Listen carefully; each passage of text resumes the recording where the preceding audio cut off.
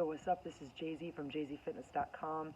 I'm going to demonstrate a push-up to a bird dog, and I'm just going to put my camera here for a moment so you guys can see.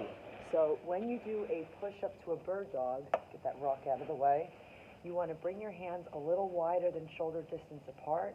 Belly, thighs, and glutes are engaged, so that when you lower down, the push-up's here, and then you come up, bird dog, opposite arm, opposite leg, stabilize, come back down, do the push-ups, elbows to the back wall, stabilize, you're just hovering that foot, hover that arm.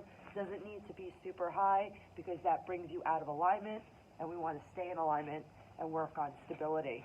You could always drop to your knees and do these, but your belly's engaged, come up to your toes, and then do the stability stuff.